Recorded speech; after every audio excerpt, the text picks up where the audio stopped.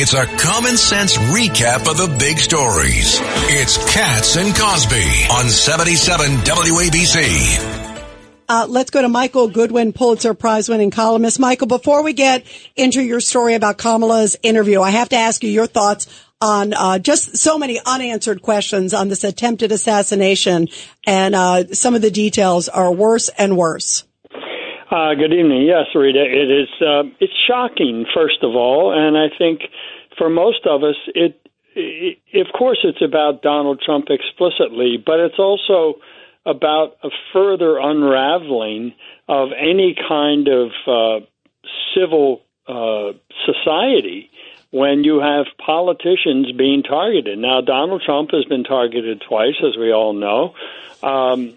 I do believe it's very much owing not just to the Democratic Party's rhetoric about him, but also to the mainstream media's. I mean, they have gone along with this idea that he's a threat to democracy.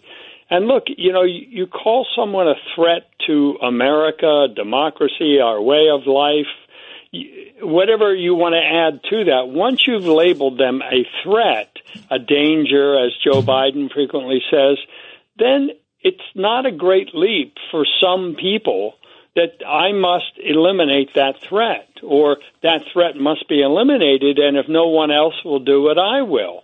So I do believe it's directly applied, directly leads back to that rhetoric that comes from the party, and it comes from the media, which echoes this and which has said very much the same thing. And then, of course, you have the extreme cases of the people on MSNBC in particular, who essentially have been calling for this. I mean, the way they talk about him, it leads you to no other conclusion that this is something they want. I mean, it's not quite like that Kathy Griffin used to be a comedian holding up the bloody head, a cartoonish mask of Trump with a blood like a Halloween character. Who thought of making things like that? When has that ever been okay in American society? But it's become normalized. Yeah, to call him Hitler, to like all of the stuff. It's disgraceful, Michael Goodwin. It is disgraceful. As someone in the business of broadcasting, you and I have been in it for decades. I just found it so disgusting that within the same breath that NBC was reporting about the shooting, 5 seconds later, they said, and let's not forget some of the comments that him and J.D. Vance have made, like blaming it on them, blaming it on the victim. That's disgusting. And look, those of us, you, me, everyone in your studio, we're in the business where words matter. We know that. We try to select our words carefully. Sometimes we make mistakes or whatever, but you don't sort of pull off or push the pedal to the metal all the way and say anything you want.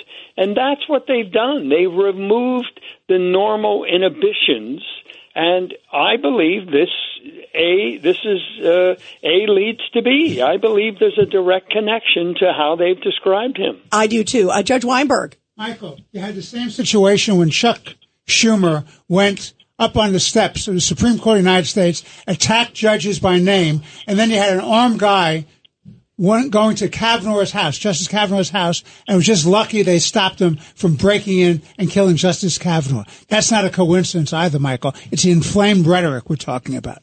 Yes, look, I think what has happened in the left is that it's become unhinged by the Donald Trump election in 2016. I think Democrats were Charles Krauthammer had this great line that Republicans think Democrats are wrong, Democrats think Republicans are evil. And so there's always been a base of that in the left about conservatives. But now I think in the era of Trump has unleashed that feeling. They've licensed it. They said it's okay. You can feel that way. You can talk that way. Well, then you can act that way, too. I mean, the shootings of the congressional baseball field that time, Steve Scalise and others, that there would have been a mass slaughter if there had not been armed Capitol Police there to take out the shooter. I mean, this is what's going on, and I do believe the left has done this to our society. Pete King. Hey, Michael, first of all, great to have you as always. Do you think the media are going to become even more deranged? The fact that after the debate, which it's concededly Harris did better than Trump, the numbers have not changed at all? I mean, I think they expected Trump to collapse after that. If anything, he's as strong or maybe even stronger since the debate, which to me is going to drive the media even more crazy. Yeah, thank you, Pete. You can almost imagine the Democrats saying, we had him, and then this idiot goes out and tries to kill him. Now what are we going to do? I mean, because the assassination attempt will also help him, too. And I would be remiss if I didn't mention what I think is still an uncorrected mistake here, and that is the ABC handling of the debate.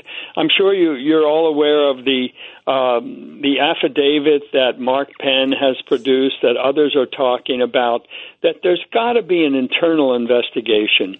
I focused on, in my column Sunday, what Lindsay Davis, one of the moderators, told a writer for the Los Angeles Times after the debate for a profile he was doing her. It was a laudatory profile. She's a rising star, blah, blah, blah.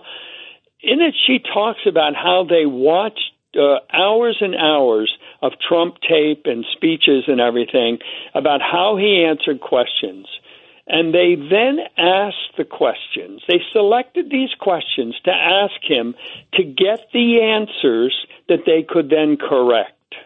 And so this whole idea that they spontaneously corrected him is not true.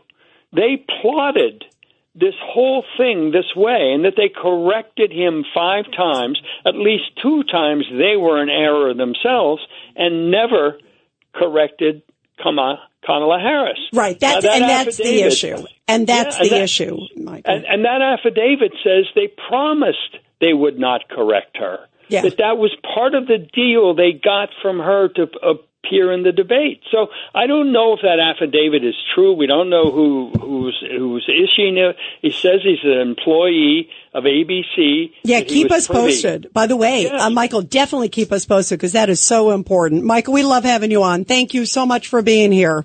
My pleasure. Thank you all. Thank you, Michael. Thank you.